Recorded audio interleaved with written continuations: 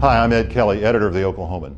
All those folks in Oklahoma who rely exclusively on a cell phone had a real champion in Zach Taylor.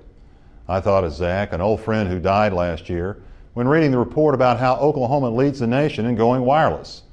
The development is a stunner on its face that at least one of every 4 Oklahomans are now cell-only and given up their landline telephones. In my mind, Zach Taylor figures into the conversation, for he, more than any other Oklahoman, helped make it safer to drop that landline and live life with nothing more than a cell phone. A little over 3 years ago, Taylor headed up an organization called the Association of Central Oklahoma Governments. In that role, he took it upon himself to launch a campaign to allow emergency calls made to 911 to be identified by emergency operators.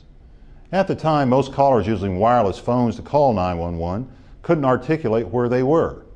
Landlines can because the caller's address is displayed on the computer screen, but cell phones couldn't. But Taylor's campaign pushed for passage of a measure that would assess a 50-cent fee from every user to pay for the technology so that the 911 system could better locate wireless callers during a crisis. Voters in counties both here in central Oklahoma and elsewhere across the state bought into the message, and the measures passed. Today, more Oklahomans than ever use cell phones. And that national study I mentioned notes that we, as well as the good folks in Utah, use them to the exclusion of the old-fashioned landline as much as any other state. Certainly Zach Taylor didn't make it fashionable to use a cell phone in Oklahoma, but he sure made it a heck of a lot safer.